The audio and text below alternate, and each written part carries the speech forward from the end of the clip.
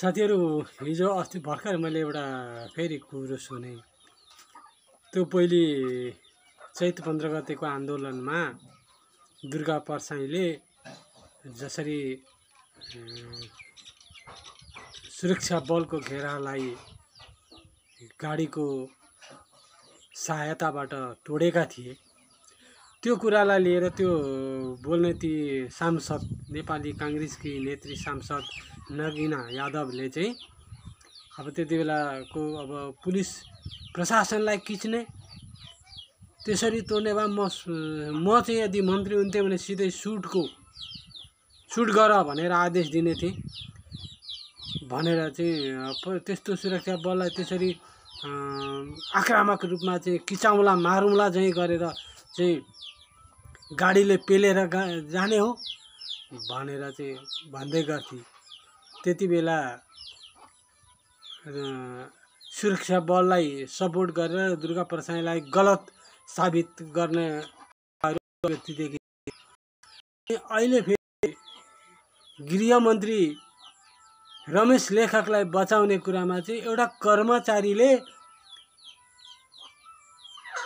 के अरे गलत गर्दा त्यसको मन्त्रीले चाहिँ कसरी राजीनामा दिनु, यो मिल्छ? यो मिल्दैन नि त। न उहाँसँग कुनै मुद्दा छ, न उहाँलाई कुनै उजुरी परेको छ, न उहाँको भन्दै त्यही नगिनाले चाहिँ गृह रमेश लेखकलाई बचाउ गर्दै आफ्ना अभिव्यक्तिहरू प्रस्तुत गरिरहेको।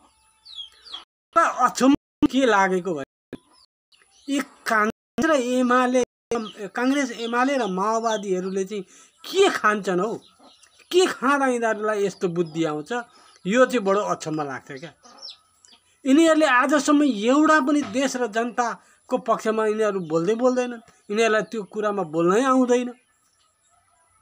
खालि आफ्ना मन्त्री, आफ्ना सांसद, आफ्ना कार्यकर्ता, आफ्ना दलाली, आफ्ना माफिया, आफ्ना बिचौलिया, यिनीहरूलाई मात्रै बचाउने कानुन, यिनीहरूलाई बचाउने अभिव्यक्ति, यिनीहरूलाई बचाउने खालका मात्रै यिनीहरू अभिव्यक्ति दिन्छन्। होइन, त्यो के खाँदा, त्यो के चिज खाँदा चाहिँ यिनीहरूको यस्तो बुद्धि आउँछ, बडो अचम्म लाग्छ। र के खाँदा यिनीहरूलाई सद्बुद्धि दिलाउन सकिन्छ, यो म एकदम सोचनीयमा परेको छु, बडो अचम्म लाग्छ। कमसेकम 2-4 त आओस् न हो बुद्धि, देश र जनताको पक्षमा बोल्नुपर्छ हामीले भन्ने त आओस् न दिमागमा। कुनैको पनि पो आउँदैन त। धन्न यता नेपाली कांग्रेसका चन्द्र भण्डारी र डाक्टर सुनिल शर्मा बाहेक अरू कोही छैन जनताको र देश र जनतामा पक्षमा सबै गर्ने।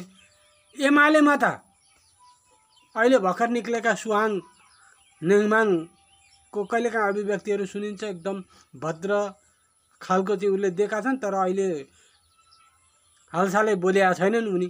तर उनको अभिव्यक्ति जुन पहिले 2-4 वटा सुने मैले, त्यो अभिव्यक्ति चाहिँ देश र जनताप्रति समर्पित नै हो कि भन्ने खालका चाहिँ भान गराए उनले। बोल्दा एकदम विचार गर, कसैलाई घातक नहुने खालको सरल स्वभाव र यकिन तथ्यमा टेक्ने खालका अभिव्यक्तिहरू उनले दिएका थिए। 1-2 सायद उनै मात्रै होलान् एमालेमा चाहिँ। अनि यो बडो अचम्म लाग्छ, यिनीहरू के खान्छन्। अब यो डाक्टरलाई बोलाएर चाहिँ चेकअप गराउनु पर्ने भयो क्या। यिनीहरू के खान्छन्, अनि त्यो खानपान, यिनीहरूको खानपान चाहिँ रोक्नु पर्ने भयो।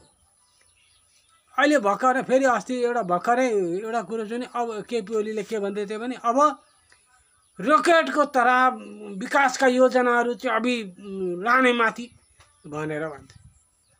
ए आमा, अब त पत्याउनु पर्यो नि, तैँले बोल्यो गरिस् नै भने पनि पत्याउँदैन न। अब त जनता दिक्क भइसक्यो त।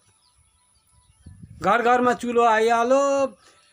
76 सालसम्ममा पानी जहाजले नेपालको झन्डा बोकेर सामान र मान्छे बोकेर कुदै छन् अहिलेसम्म।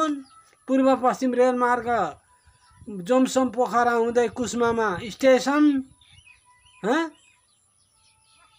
अनि अस्ति भर्खरै पनि अब भात खान नेपाली जनताले भात खानलाई काम गर्नु पर्दैन, दुई इच्छा खानलाई भन्थ्यो। ए लवस्तरा पनि कति साह्रो लवस्तरा भएका हो यिनीहरूको। यो अब साथी हो, मलाई चाहिँ कस्तो लाग्यो भने नि, जो आजसम्म राजनीतिक दलमा नलागेका व्यक्ति डक्टरहरू छन् नि, त्यो डक्टरहरू 3-4वटा डक्टरको एउटा समिति बनाएर यिनीहरू के खान्छन् यार, यो चाहिँ चेक नगरी भएन हो।